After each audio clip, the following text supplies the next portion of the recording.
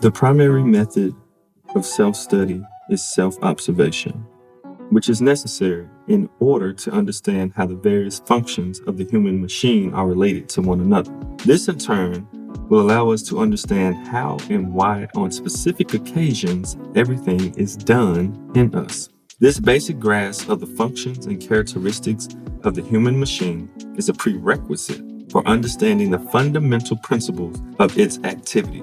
Without knowing these principles and constantly bearing them in mind, any attempt at self-observation will be inherently flawed. Thus, for real self-knowledge, the kind of introspection in which people ordinarily engage over the course of their lives is of no use and leads nowhere. We have to understand that each of our normal psyche functions is a means of acquiring a certain kind of knowledge. The mind allows us to perceive one aspect of things and events, emotions another aspect, and sensations a third. We can, however, have the fullest knowledge of something only if we examine it simultaneously with our mind, our feelings, and sensation. This level of perception, which is possible only with a different level of being, should be the whole goal of every person who strives for true self-knowledge. G.I. Gurdjieff. Welcome to Do It for the Gram and Enneagram podcast with your host, certified Enneagram coach Milton Stewart, where we do it for the Enneagram, not Instagram. We make moves to improve our lives and those in our community. So I led with that quote from Gurdjieff because this episode is all about inner work. We're talking about giving tips on inner work for each type, and it's very important to hear from one of the people who are monumental in how the Enneagram actually was formed to a certain degree, kind of the methods behind it, to actually drop a quote from him in this very important part of this podcast. So I'll go back a little bit over that after this intro music. Let's get it.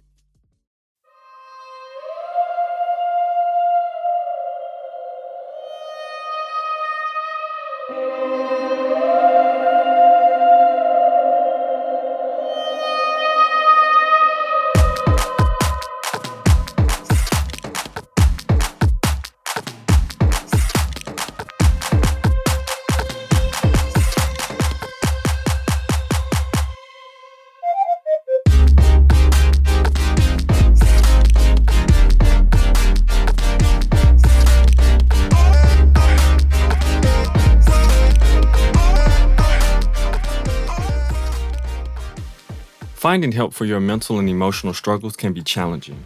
With so many barriers like cost, and even feeling safe looking for a counselor can be tricky, so I know it's hard. And the worst part is you really don't have the time or mental space to be trying to figure out how to find a counselor when you're having personal struggles. So thanks to BetterHelp, they are built on making counseling accessible, affordable, convenient, so that anyone who's having struggles in their life can actually get the help they need at any time and anywhere, which is so important, especially now.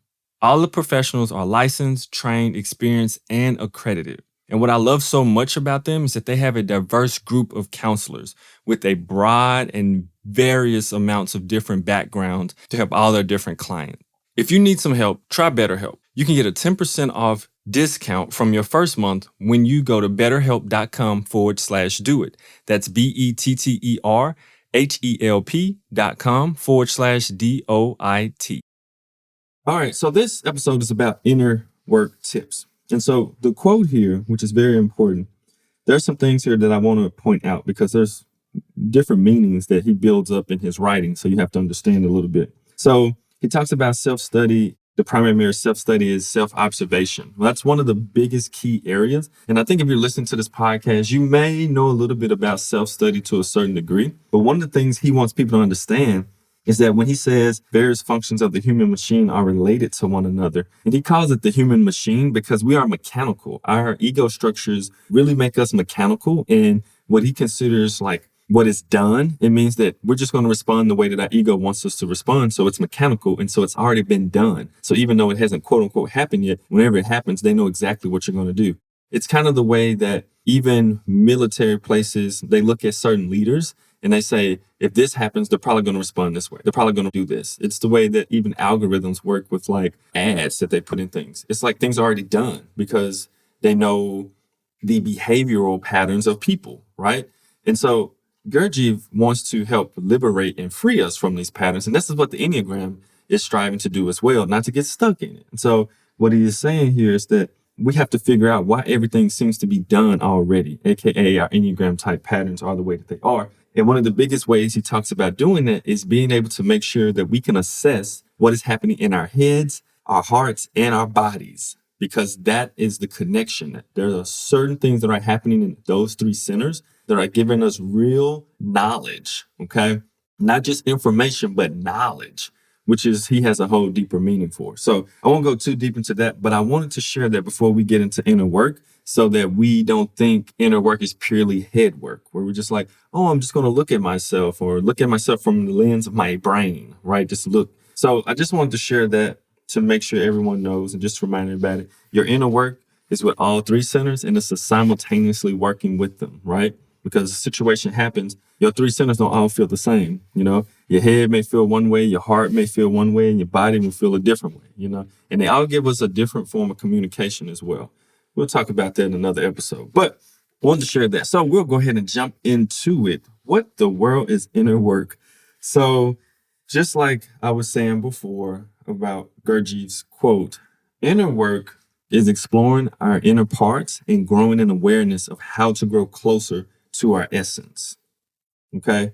So this is a big part of how you actually grow and transform. And this is one of the reasons why when we're only looking external for external sources to help us grow and transform, that you have a very marginalized, very small version of growth. And there's a lot of times you bounce back to however you were. There's not really a transformation or a true change. It's like just momentary. But we're talking about sustainable, long-term, learning more, getting closer to your essence. And so this requires real inner work of looking inside of yourself. Okay. So this is a big deal. Like inner work is like some of the most, no, it is the most important work you can do, to be completely honest. No matter what you're doing, no matter what faith community you're part of, the inner work you do is actually really the most important part, to be honest, because you can't really absorb anything or really take anything in if you don't know self and how self operates, so that you can be more clear on whatever you truly want to be, what you want to transform to, or what you aspire to be, or what you aspire to be close to, or whatever, you know, faith that you are embodying or following. You know, you need to know yourself and how you operate compared to it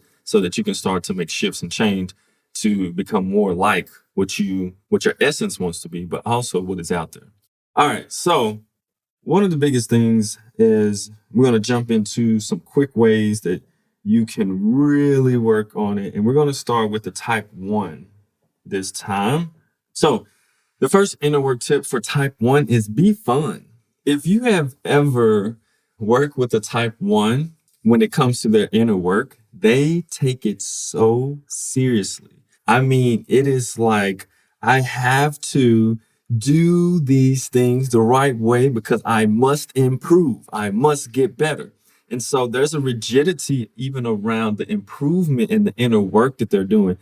Inner work is serious, but the rigidity that the type 1 ego structure can bring to when one is trying to improve can actually do the opposite of helping them improve. It actually can beat the one down more and not necessarily help them to even see the areas that they have improved on, that they've become better at, some of the things they've let go of, some of the things they've moved and grown toward. So with inner work tips for type 1s, make it fun.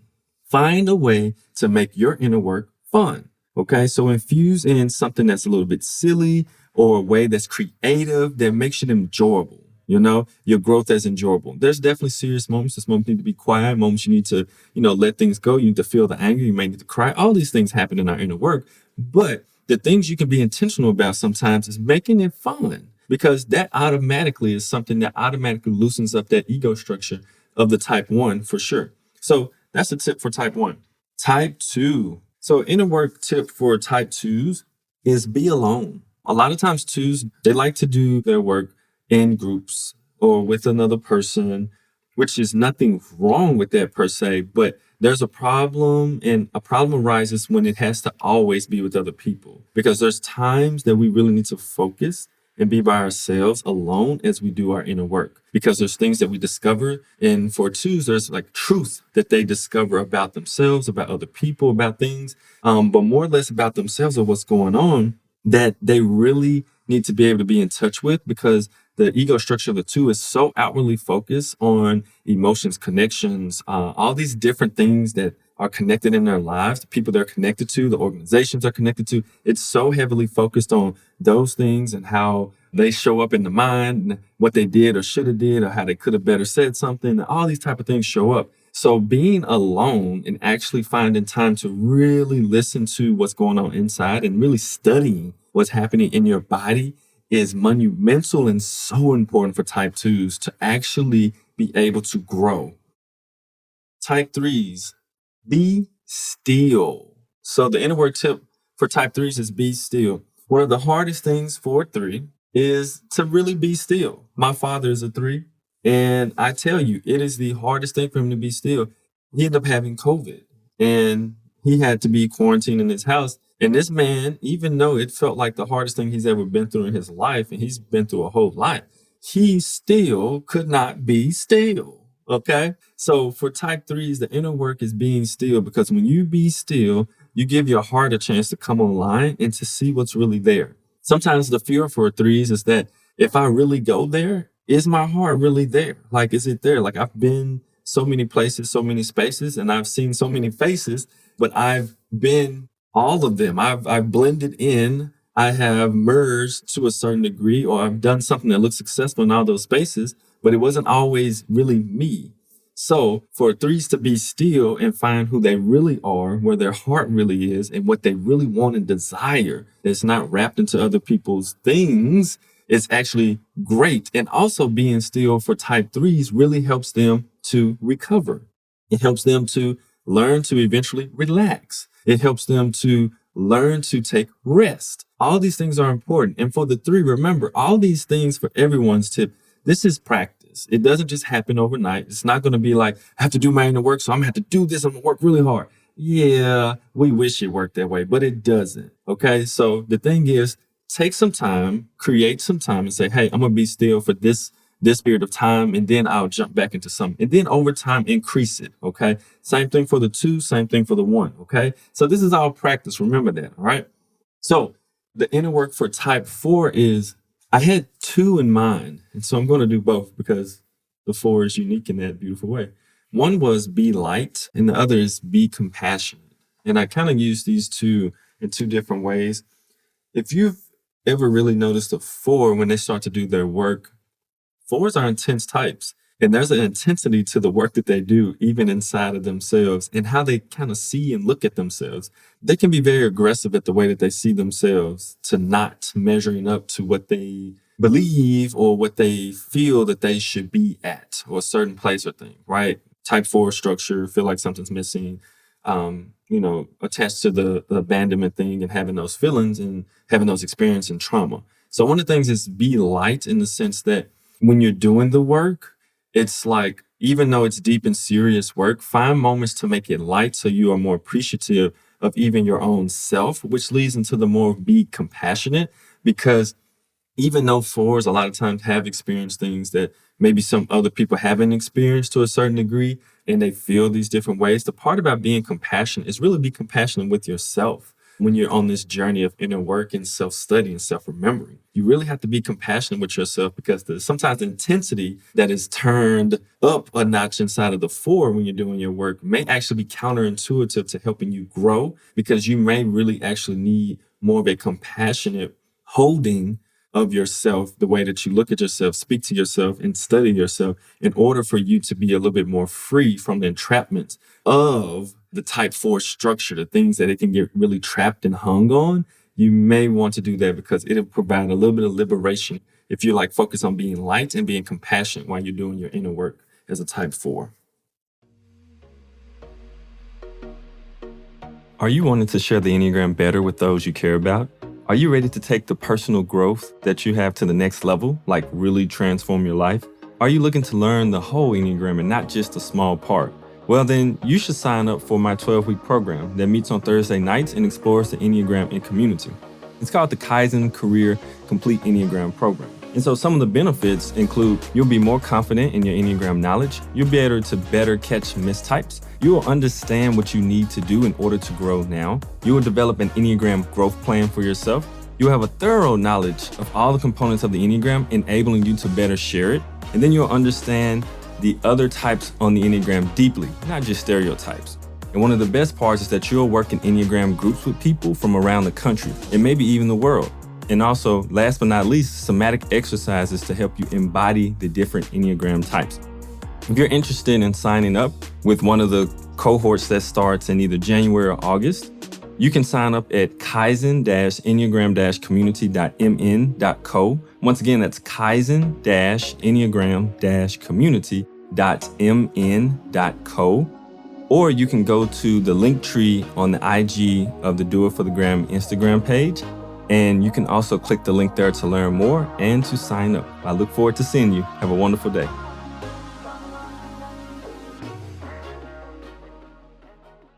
As a type 5, the inner work tip is be connected. And being connected here is obviously not for other people necessarily. It's for yourself. Be connected with your body and your heart. And for 5s, this next piece is very important. 5s know what their brain is saying. That's not even a question about it. You know, they can go in deep and keep searching for the why and trying to figure it out. But be connected to your body and your heart and figure out what information is actually coming from there. And so remember, it is also practice, because getting in tune and listening to the body and the heart is work for the 5. And even making sure you value what the body and the heart are saying is work for the 5. So that is practice. But for your inner work, I encourage you to be connected. So checking in with both body and heart while you're doing your work so that you will have a more well-rounded self-knowledge of what's going on. Because sometimes the mind of the 5 will trick you and it will become cynical of something because maybe there are feelings there that are connected to fear. Maybe the body has some type of experience around something that's making it tight, or it's saying that maybe you should try this, or maybe let's engage in this. But your mind is like, no, I'm going to psychologically or logically work my way out of this. So make sure you listen to your other centers and start to be more connected. For the type 6, the inner work tip is be brave. One of the things for the type 6 when you're doing inner work is usually 6s are aware to a certain degree of the fear or the angst that they feel inside of themselves. But being courageous means really exploring that fear and where it falls into their bodies, into their emotions. All of these areas are important for 6s to understand what's happening and to uncover what's really going on so they can move forward and not stay stuck in their heads about all the ideation or rumination going on about a particular decision or a particular situation, but actually having the courage and being brave enough to say, I'm going to explore this. And this is especially for for all 6s, but especially the sexual 6, because being brave means a lot. Being brave means a lot because sexual 6s like to automatically push against the fear or the angst so that they don't feel the feeling of feeling the fear or angst, right, in their bodies because they hate the feeling of it. So one of the things is being brave to go explore it. This is actually fear. Why is it here? What do I need to do about it? And what does it say? And what is it connected to? So going there is huge for all 6s to really explore it and not just avoid it or not just attack it, but figuring out what it truly is so they can move forward and they can truly grow. For the type 7, the next inner work tip is be serious. One of the things for the type 7 is to actually take your inner work serious and not to kind of see it as something I dibble and dabble in and I'm not fully committed in, but take it seriously. A lot of times we know how 7s can naturally have a lot of energy. They can be funny, they can laugh, they can joke, they can play. But for the 7, the inner work is to really balance out a lot of that, sometimes silliness, sometimes being too fun, overly doing things or avoiding stuff. It's about actually really taking it serious. So being serious about your inner work, being serious about your self-remembering, being serious about how you really look at yourself and the things that you do and how you engage and impact people because of the different patterns that are going on inside of yourself. The avoidance, noticing all of those things in a serious way will truly help 7s to really go and grow past some of the trappings that the natural ego, the seven, definitely has for it. And that sometimes even society reinforces. So being serious about your inner work is definitely important. Type 8's, the inner work tip is to be subtle.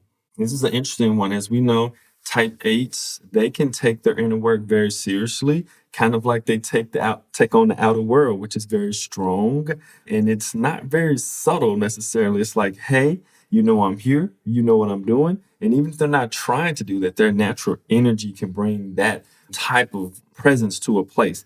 And so for the type 8, being subtle in the way that you notice yourself, and by being subtle, remembering and looking at the subtleties that you do and really noticing all of the impact and energy that you use and that you have throughout the day when you're doing different things, noticing the subtleties in your body, not just the big experiences that happen, not just the big things, because a lot of times the subtlety for 8s helps them to not only be able to manage and use their energy in a much more detailed, specific, and precise way, but it also helps them to see the small components that they may have neglected in themselves that they may have forgotten about or they need to tend to, because this may be saying slow down or take a rest or take a break, because a lot of times 8s don't really notice it because the 8 structure is only used to feeling the big impacts of things when things get really hard, really heavy, or feel really bad. So before it gets there, just check in on the subtleties of yourself and be subtle in your inner work and noticing all the subtleties of your body, your heart, and your mind. Very important. Inner work tips for the type 9 is be active. And when I say be active, I don't necessarily mean just like go and do stuff, because the social 9 has no problem being active at all, right? And then certain routines for 9s, they don't have a problem being active when it comes to those things. For people they care about, it's not a problem being active for those people. The be active part for the inner work is about being active in looking and searching and discovering and observing and studying what's going on inside of yourself. That's the activity I'm talking about. Be active in when you're actually getting to really see what's going on in your head, heart, and body, and really noticing it, because the 9 type structure wants to push it down, stuff it down, make it feel like it doesn't exist, stuff it in a closet, make you feel like you don't really notice that it's happening, that it's going on. So really being active and really searching and studying and observing and remembering what's really going on with your head, heart, and body is going to do monumental things for the type 9, because it helps to really start to remember self in a way that includes yourself, in a way that is very opposite of what the 9 type structure wants to do. It wants to push it down, not deal with it. Let's just sit here and not deal with the internal stuff that we really need to face. And so really facing those things helps the 9 to overcome some of the narcotization, right? It helps them to overcome some of the laziness or slothfulness, as they call it. And so you're noticing what's happening at the heart level. So you start to notice more of what you want and what you desire, not just the emotions, but you notice like, where does your purpose lie? So these things are very important for 9, just to really be active in your inner work as a tip, to go ahead and start to constantly look, search, discover, explore, write down all these different parts of you and noticing how they all impact you.